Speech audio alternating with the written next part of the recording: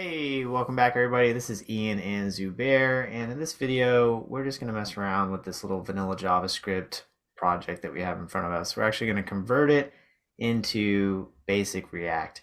When I say basic, I just mean that we're going to cover starting principles of React, nothing crazy, because obviously that ecosystem is very large. There's lots of concepts that you can cover. We're just going to talk about the bare bone necessities to go from something like what we're looking at here with vanilla JavaScript over to the React version. So hope you enjoyed the video. If you like this type of content, we'd love to hear from you in the comments. If there's something you'd like to see more of or less of, or have some ideas for us, we would appreciate the feedback. So with that said, we will go ahead and get started. No, no, you just you missed an opportunity there. What was it? Oh, it was gonna be like make sure you react by what is it, liking, commenting. Oh, I have never.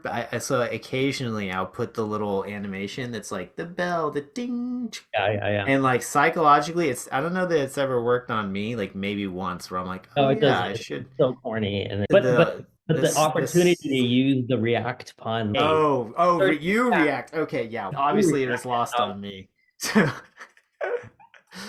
Okay, so here we go. Let's just review what we're looking at here. No styling, true to form as a mostly back-end developer. No time for that. Not even Bootstrap or Tailwind, so sorry about that. it looks better This than Bootstrap though. this is true. This is true. This is a project that I made very quickly for myself. When I tutor people, I just plug in the time that we started and the time that we ended the session in 24-hour format. I click submit and it comes back and it tells me exactly how much time. For something like 9:30 to 11:30 or 1:30 rather, obviously the math is not tricky, but I like to be very accurate with the time because people pay me a good deal of money for my sessions, so I don't want to round up or round down or whatever. So I get the exact time to the whatever it is. To the minute. Yeah, to the minute. And then I plug that in, and that's what this is for. I thought it was a great opportunity to use it as an example for React Basics. So the thing about React that's interesting to me, and I think this happens for a lot of people, is because it's grown so much over the years and it has this huge ecosystem, it can be daunting for beginners. They learn JavaScript. Back in the day, they might have learned jQuery and thought, oh, this is like the easier version of JavaScript. But making that leap over into a library or what's now essentially a framework like React can be a little daunting. So we want to reassure you that it's not. It's actually really simple. It'll make your life easier. That's what all these tools are for, really. Like that's what coding is for, is just make your life easier. So anytime you have an opportunity to learn something new, come with the mindset that it's probably something that was designed and created to make your life easier, not more difficult. All right, so you can see the output over here in the user interface at the bottom, which by the way, this little editor that we're inside of, if you're not familiar with it, is CodePen, codepen.io. Not sponsoring this video, wish they were, but we've got HTML, we've got CSS, which we're obviously not using, so that's truncated. And then we have JS over here. You can see that we have Babel enabled. I'll show you how to do that here in a minute. And essentially, this code just gets injected into this HTML and it gets run. And then at the bottom, we get to see a preview of everything live. So it's a nice little interface for demos, or if you just want to mess around with something. It's all front end, but if you don't want to open up an editor, especially for those of you that have never coded before, you can just pop this open and get to work right away. All right, so on the left, we have our HTML, and it's everything that you see here. We just have a enclosing div for everything, and then we have another div that wraps this small text here, and then we have a form, which is everything from start time to submit, and that's it. There's a H1 that you actually can't see down here until you input some values. And once you input them and you submit, then it gets populated with the result of this calculation for the time between the start time and the end time. Mm-hmm. Simple stuff. So then over here in the JavaScript, I do want to point out though that there are some people that are learning just basic JavaScript, not in the DOM, and then they're going straight to React. So this is probably interesting for them too, to just be like, oh, this is what I already know what the React part looks like. This is what it this is what it looks like. And this isn't even jQuery. Oh, now that yeah, no, that this is just straight up. this is vanilla. Oh, Vanilla. Uh, great. this is totally true. I didn't even think about that. There's definitely people whose experience has been like, hey, here's what a variable is. By the way, now let's start learning React. this could be useful in that way. So we've got this JavaScript here. The very first line is we're just selecting this form element using the form selector with the query selector method on the document. So we call it form, and now we have access to this form and we can do some things with it. The first thing that we're going to do with the form is we're going to add an event listener, and we're just saying, hey, anytime this form is submitted, go ahead and run this function here.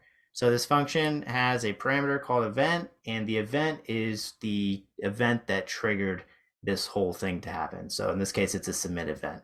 And so the default behavior of submitting a form is that it'll look for an action in the opening form tag, and it'll submit the data from the form body to that action. If there's not an action, it'll look into the URL and it'll send a GET request to that URL.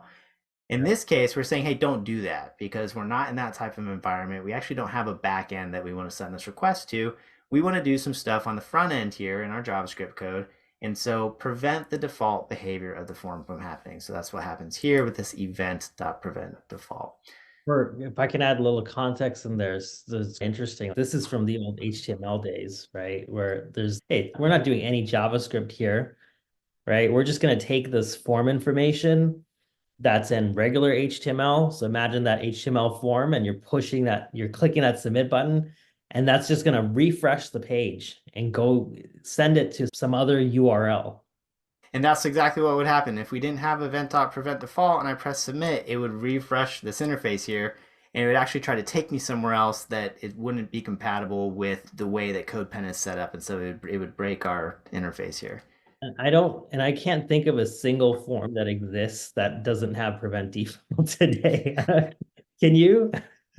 If you're like me and you build a bunch of monolithic applications with things like Rails and Django and whatnot, then a couple. But even now with all these frameworks, Django, Laravel, they make it a lot easier to work with these front end frameworks. So you can very easily plug in anything from web components all the way up to Angular, React, what have you. So to answer your question, yeah, mostly this is going to be the default behavior of the JavaScript code in whatever form. So the next thing that happens here is that now that we've taken control over the event and we've said, okay, this event has occurred, now we want to do some things. And because the event has occurred, we're making the assumption that the input for the start time and the input of the end time contain values that we can do things with. Now, there's some additional things you can do in your HTML, like make them required. I actually didn't do that. Probably a good idea. But again, this is just something I threw together. So there's going to be a couple things in here that aren't necessarily best practice or a little bit lacking. And for simplicity's sake, they've been omitted. Initially, we need to say, hey, we want the values from both of these inputs, but before we can get the values, we actually have to get the input itself. So the first two lines here are saying, hey, give me these inputs, select them by their IDs, and assign those inputs to these variables. Now that we have access to them, we can extract the value from them. We're again making the assumption that because the form was submitted, they do have a value as opposed to just being like an empty string. The value that we get back, store it in the start time and the end time, and now we can use that to calculate the difference between them. Again, more assumptions being made about the format. We don't have any regular expressions or anything saying you have to do it this way. We just have a placeholder that says, hey, this is the suggestion. For example, write it this way. In terms of real world application, not great, but from just a learning perspective, it'll do the job. We have a function that we're calling now that we have these two values, start time and end time, and it's called calculate hours between times. Great variable naming there, very descriptive. So we pass in two arguments, start time and end time, and the result that gets returned from the calling of this function is stored in a new variable called hours between.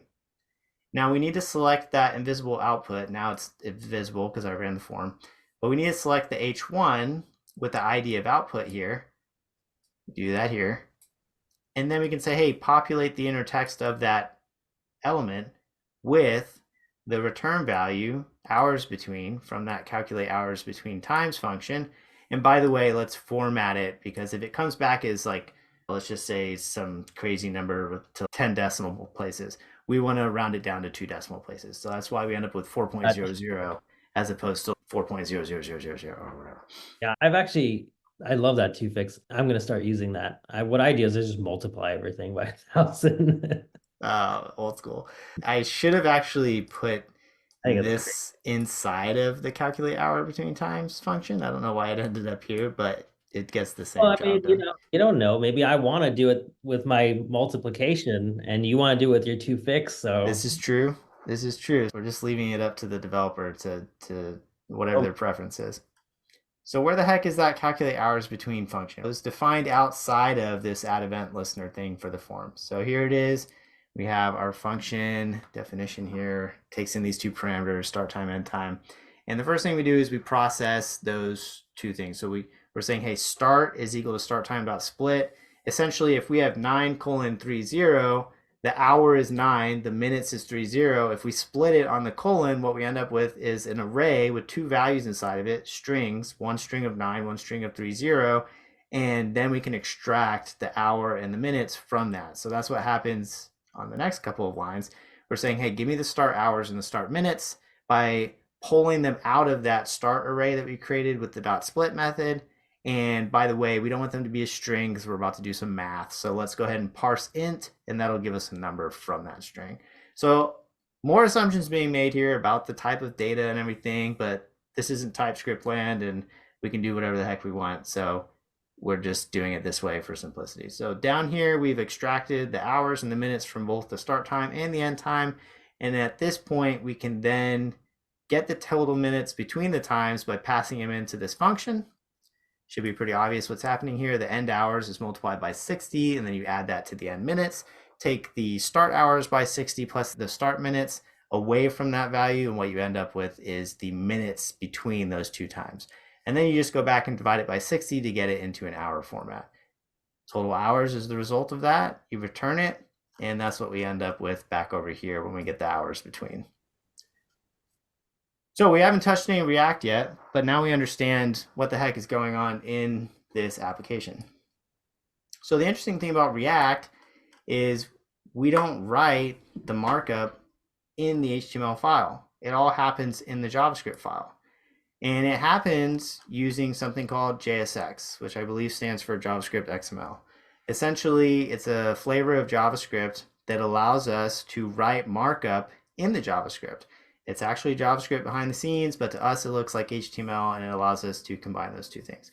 So React thought this is a great way to make it easy for developers to write their markup in the same environment that they're creating the components inside of without having to do all of the document.create element, telling us what type of element it is, and then telling us what all the attributes and properties and blah, blah.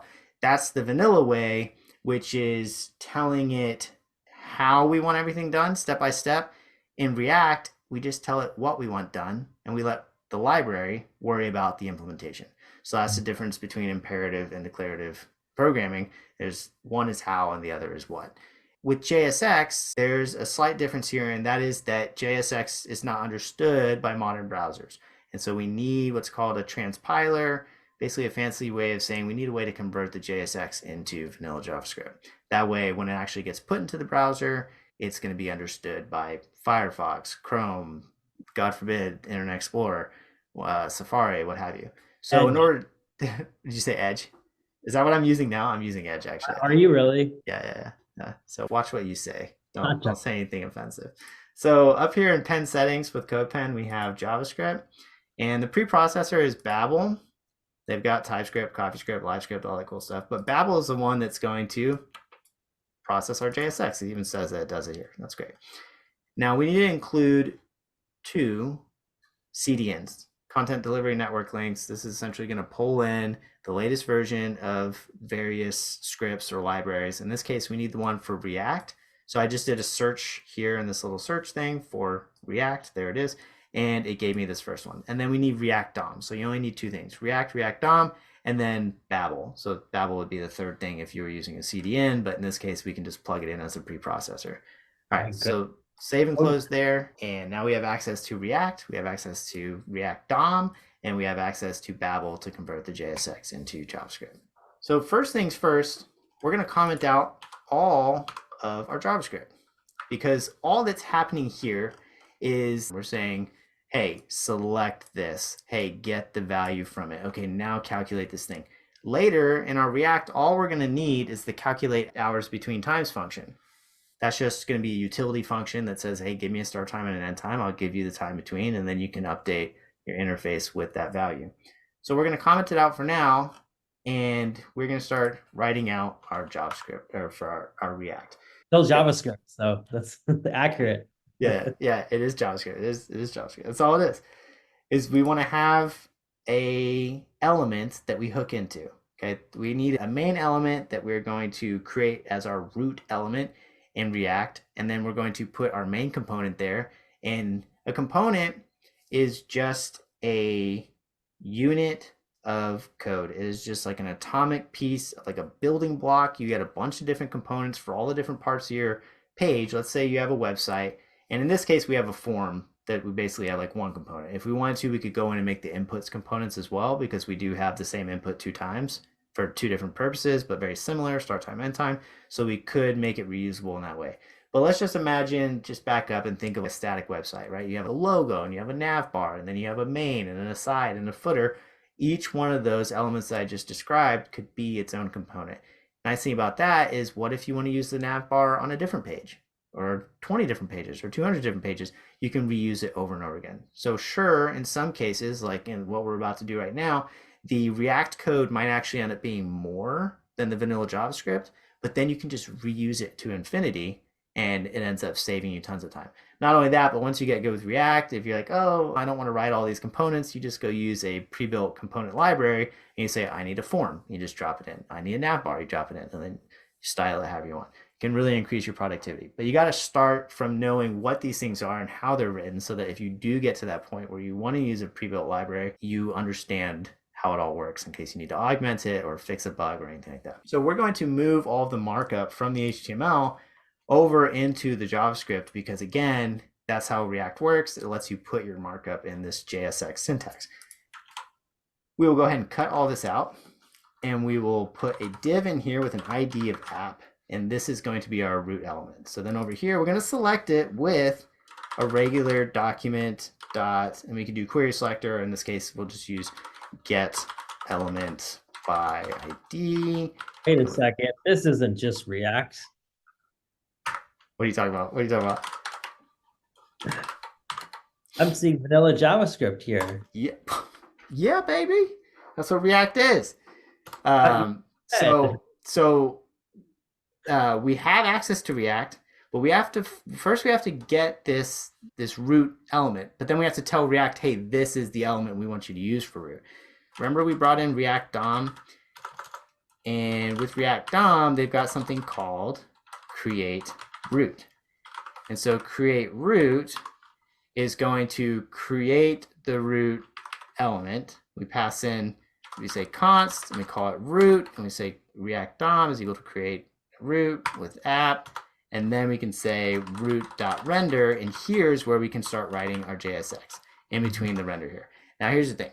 We're gonna, for simplicity's sake, we're just gonna plug this in, right? We cut out all of our markup from over there, so we paste it in, and we hold our breath, and oh my gosh, there it is. It's back on the page. We moved it from HTML over to JavaScript, and we plugged it into this root.render, and it said, yeah, here's your stuff. We're just gonna render it on the page. It's using a bunch of things behind the scene, but again, we don't have to, it's good to know how some of it works, but a lot of the implementation we don't have to worry about. There are some rules though, some caveats, some things that you want to be aware of with JSX. And that is that when you render something with root.render, which we're gonna convert it into its own component, but when you create a component, it has to be wrapped in a single element, right? Because ultimately this is JavaScript. And so it's actually, even though it looks like HTML markup to us, behind the scenes, it's JavaScript objects, okay? And you can't return 2 objects side by side. So you have to return a single object. And so in order for us to achieve that in JSX land, we just have to make sure that all of our markup lives inside of a single outermost element. Now, we may not want that outermost element to actually be rendered into our HTML over here. And so what we can do is we can use something called a fragment, which looks like the opening and closing carets for an HTML tag, but there's no selector name inside of it. Okay? And so if we go to the bottom, just correct that one. And now we have this fragment, which it's there to make JSX happy, but if you go look at your code, it actually isn't going to show up inside of your code.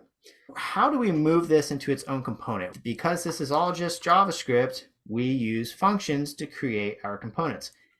But again, JSX, React, they have these little caveats, these little tiny things you have to remember. And that is that if you are creating a regular function, for example, when we bring back in our calculate hours between times thing, it can be spelled in camel case. It can start with the lowercase letter. That's fine. But if you want to denote to React that this function that I'm writing is specifically for a component, then you have to start it with a capital letter. So let's just call this one page. This would be a page component. We could call it form, whatever you want. But the main point here is that we do it with a capital letter here. Because if you don't, then React is not going to be happy with us. And that's it. That's all it is.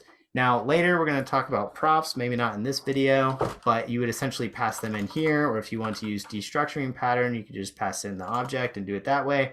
But just to create a simple bare bones component, you literally just say, hey, I have a function. And then what do functions typically do? They return things. So you're going to go ahead and return. Now, not super common with JavaScript to see the open close parens, but this is necessary in React because everything happens on a separate line between these parentheses. Okay. So then we go and we get all of our markup.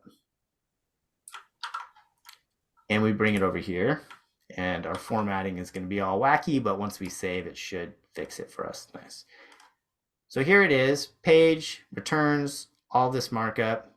And there's something that I'm going to show you in just a second. Before we do that, just know this is called page. So therefore, down in root.render, if we want our interface to reappear, we can put the component here. But now that it is actually registered as a component, we have to put it in a self-closing tag. And then, voila, React goes, oh, I know what that is. I know there's a function out there with the same name as this element that I'm looking at. And this is why they call it JSX, by the way, because XML named tags, we've just created a component that now translates into a name tag. So we have page, capital P. Remember, we don't have the closing tag here. We just have it as a single self-closing tag. And you have to include that trailing / for it to work. On that note, if we go up and we look inside of our component here, the input here, you'll notice I have a trailing /. If I did not include that, which in HTML5, you don't have to include that, then JSX yells at me. I get this little error message over here. This is part of CodePen. You would probably see it in a different way if you were using VS Code. And it's saying, hey, I expected the corresponding JSX closing tag for this input. Line 15, row 8, or whatever, column 8. So we go find that. It's actually not on 15, it's on 14. Close enough. We put in that closing thing, error goes away. So just remember, any self-closing tags are always going to have the /. And of course, a regular open close tag for a full element is always going to have the leading /. Cool. So we're done, right? Well, no, because we need to add in the logic. At this point, if we go in here and we put some stuff and we submit it, we're not going to get anything. So we have to figure out, how do we take that JavaScript logic, right? Before we said, okay, listen for the form to submit. So how do we do that in React? We have access to the form right here. So we can actually add event listeners in line on this opening form tag. We can say on submit, which this may be familiar to you if you've written HTML for a while, or you can say on submit and then point it to some function. React does the same thing. So we have all these different event handlers: on click, on change, on input, on submit. And with the form, the one we want to use is on submit.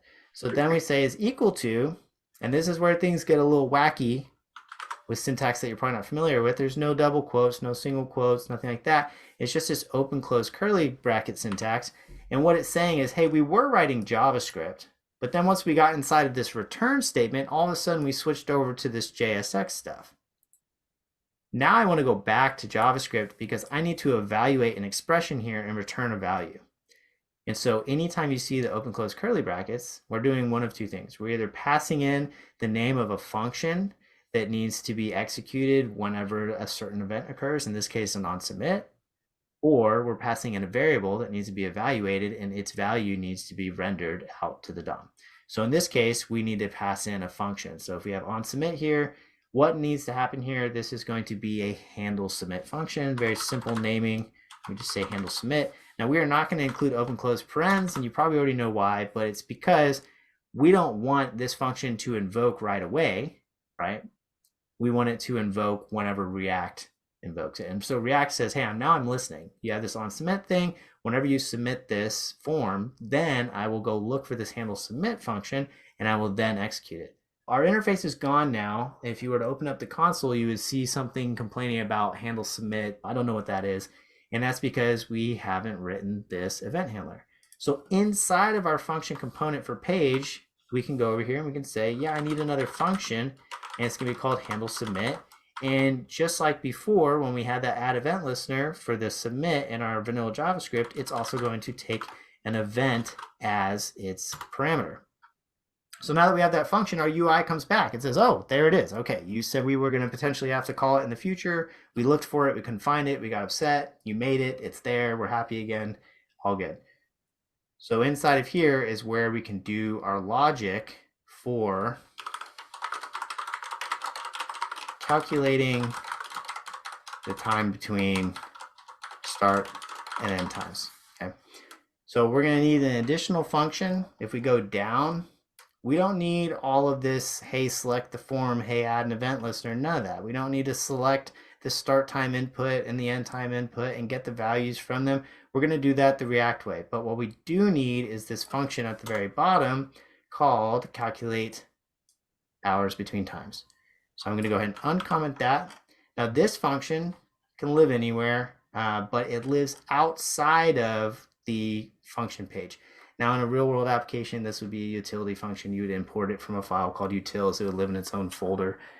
For the sake of this simple application, we're just going to put it at the footer down in the bottom of this file. So we have access to calculate hours between times because of the way JavaScript does hoisting. It's going to bring everything up to the top, and we can use it however we want inside of any other function inside the application. Good thing you followed single responsibility principle here. Just refactor and reuse that function. Planning Exactly. ahead. Or Yeah, I did that on purpose. See where? Yeah. I did it on purpose. Always thinking ahead. Always thinking about the refactor. So yeah, everything in here is going to be reusable. In fact, that's great. So we will return to this later, but now we have to figure out how do we get the values from the start time input and the end time input to be used with the calling of that function when the handle submit function is invoked, right? That's a lot, but we're going to go through it step by step and you're going to see exactly what we're talking about. So the first thing is all these IDs can go away. We were using them previously to say, hey, that's this. I want to select it with query selector, get element by ID. Normally, you might want to keep it if you want your label to be connected to your input, but we're actually connecting the label to the input via the nesting method. We're putting the input inside of the label and therefore drawing the relationship that way. So you can click on the label, it'll focus on the input. You don't have to put a for ID matching on those two elements. So to keep this clean, we can go ahead and get rid of that stuff. And this is nice because now these inputs look almost exactly the same, right? Only thing that's different is the placeholder. So that goes back to this could become its own component. If we want to refactor further after we finish writing out this application, we could move the input into its own input component, which then uses props to take in things like the value for the placeholder. So we haven't talked about props yet. We'll talk about that probably in a later video, but we are going to talk about something called state because it's necessary for what we're about to do to get all this hooked in together. And we're actually going to use it right now. So we do need an initial value. And we're not going to use quotes. We're going to use the open close curly brackets. And we're actually going to use it down here as well. And this one is going to have a variable called start time. This is going to have a variable called end time. And this is probably going to break our interface because we don't have those variables in existence. So how do we create those?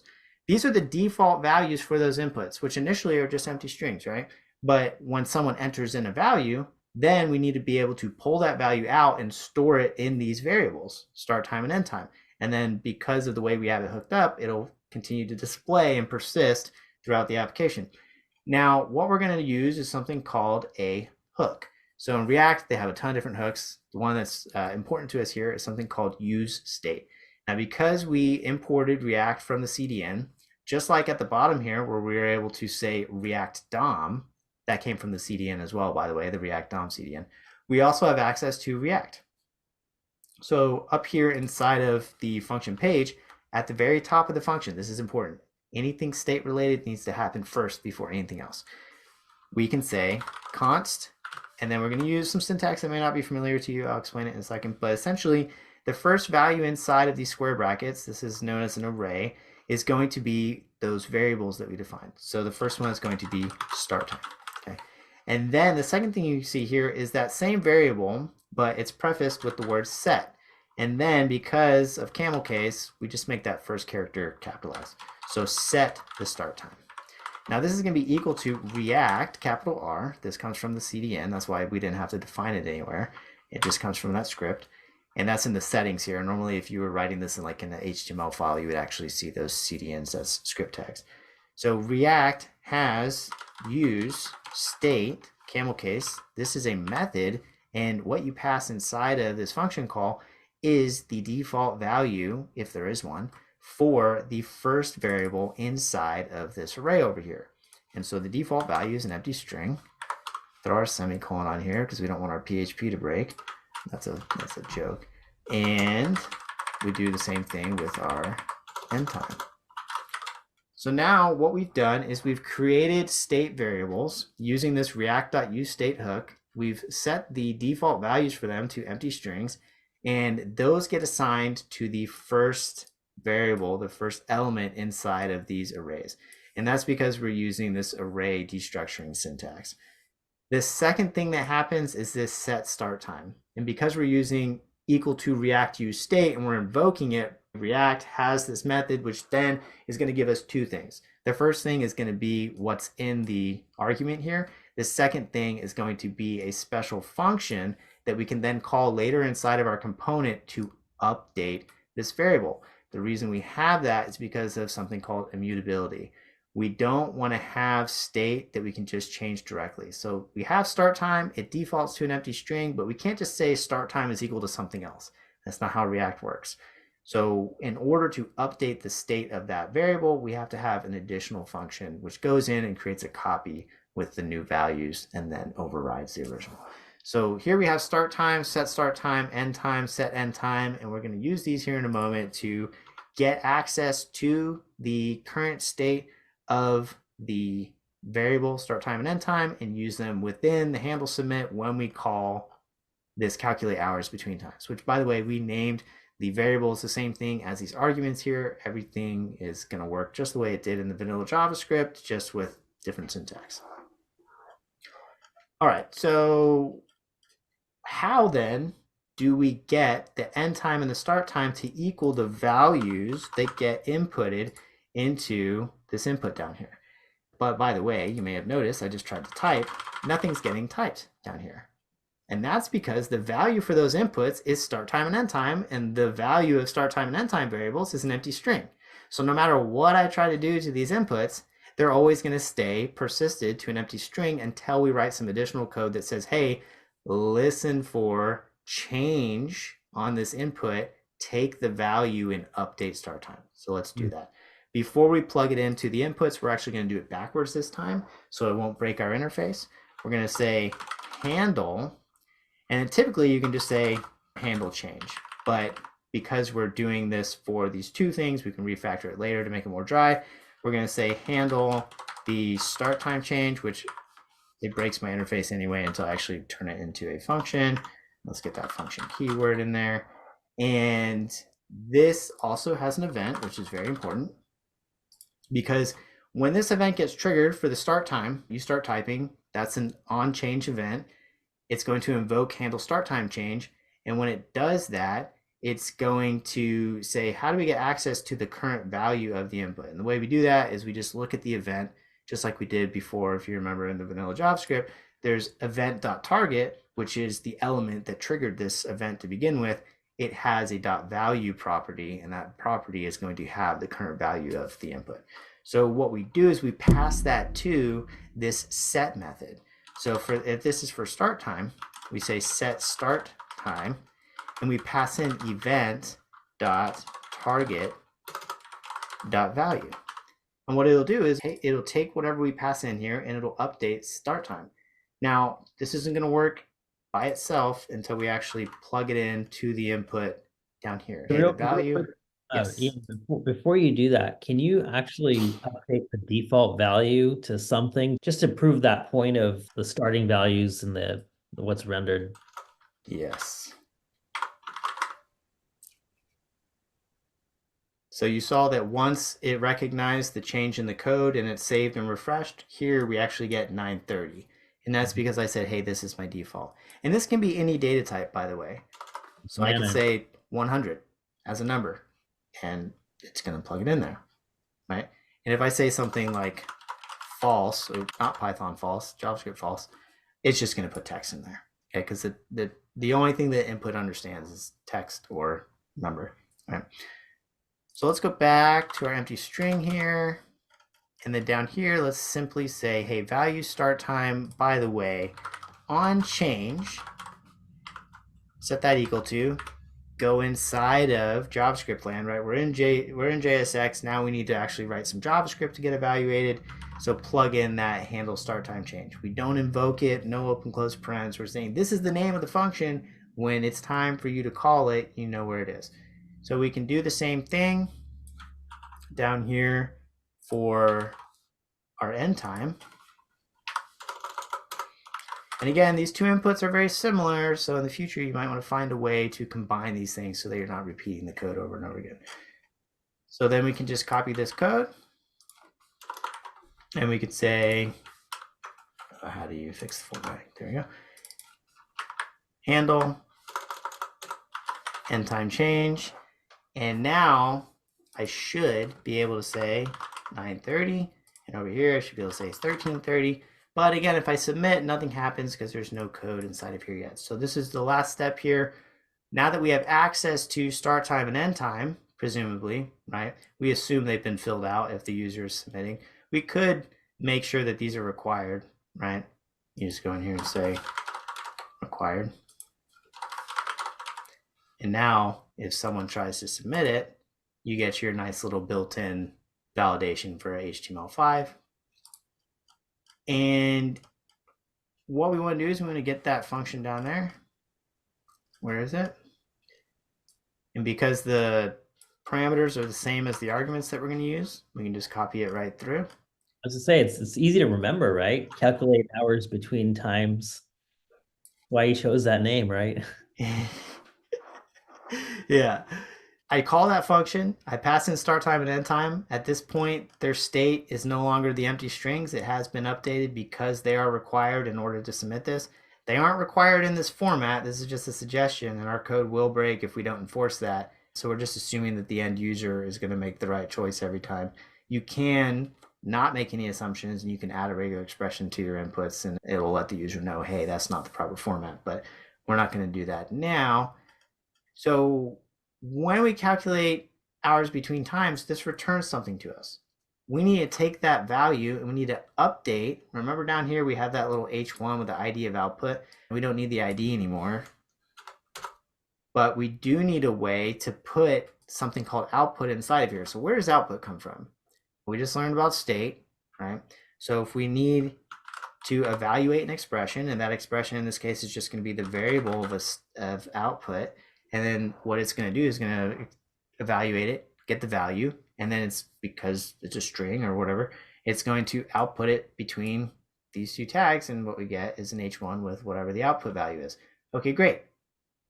So what does that mean? It means we need to go up here and add some state for this thing called output. So now you should, hopefully you're seeing a pattern here, right? If you need something to change that's dynamic, that's variable, you need it to persist, you use state. Simple as that. And because you need to use state, it's easy to remember the name of the method itself. When you import use state from React later, you can, I think you can just destructure it from the library itself. V is going to have all, or wherever you use create React app will have a lot of this stuff will be streamlined for you. So you don't have to think about it so much. That's the nice thing about these various build tools and frameworks. But at this early stage, we're going to be a little more explicit. We're saying, hey, get that use state from over there in the CDN that we imported. So now we say, okay, we need a variable called output. We need to be able to set the output, and we want it to default to an empty string. Again, if we put something here, that's what it defaults to. So that's what the H1 gets populated with. But we don't want that to show unless for whatever reason you wanted it to be, just so people knew, okay, this is where it's going to be. They didn't get surprised. You could do that. Sure.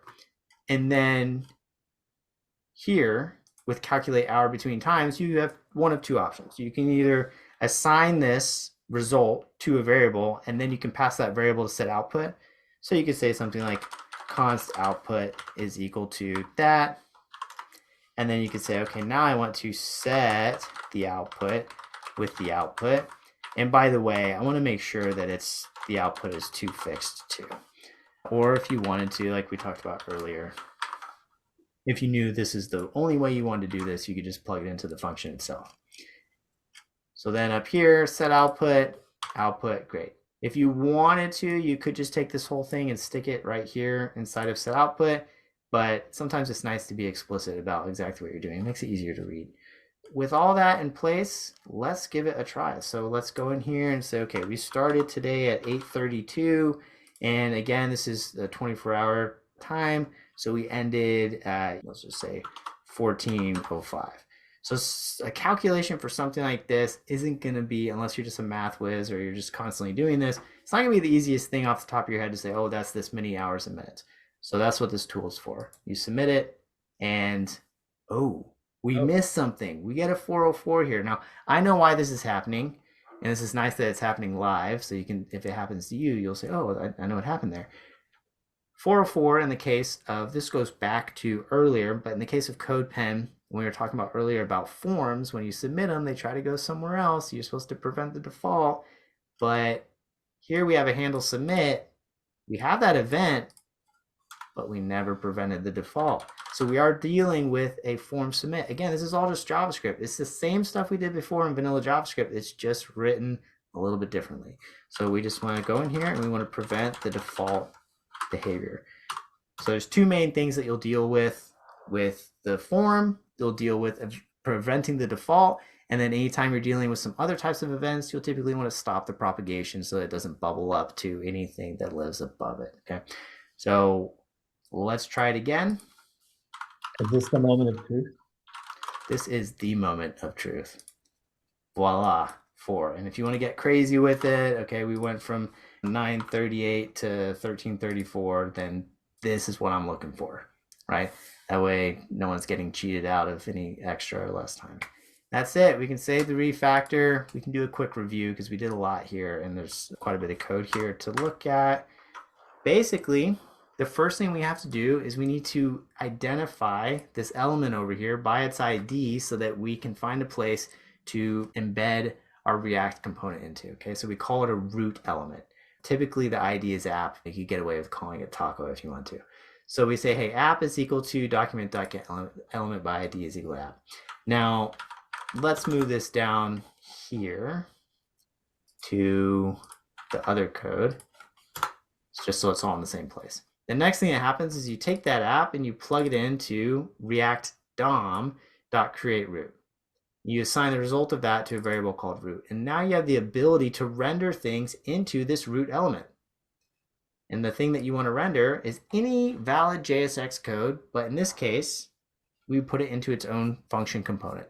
We have this component, it gives us access to this HTML looking self-enclosing tag called page, which is the same name that we actually gave to our function.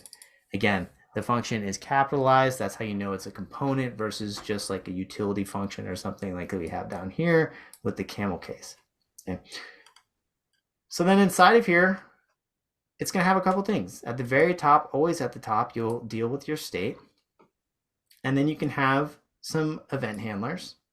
And there's a lot more stuff that can go in here, right? Like React is a very involved, thorough, flourishing ecosystem, big framework or big library, lots of stuff you can do. So there's tons of different hooks and things. This will get filled up very quickly.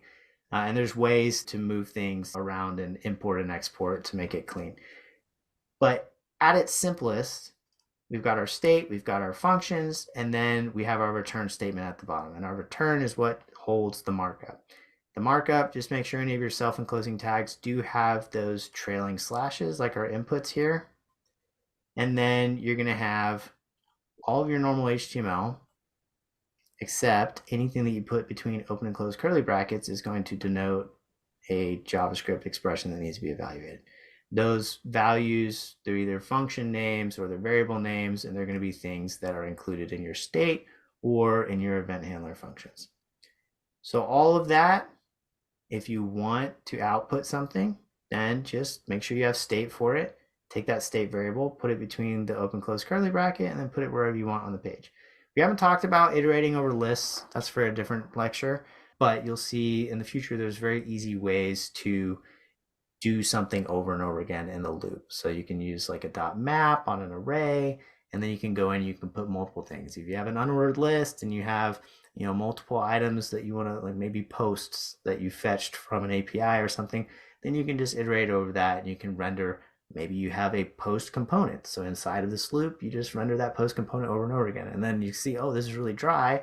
We're able to pass in all the state through something called props. Again, we'll talk about that in a later video. But you can see lots of power, but very simple, right? This was nothing crazy. You probably understand 90% of the syntax. And then for those couple little caveat, little, hey, JSX does this sort of thing, React wants you to do it that way, really easy to understand, learn. So hopefully this was a simple way for you to get your feet wet and to go, maybe you can go find a vanilla JavaScript project of yours and you can convert it over to React today.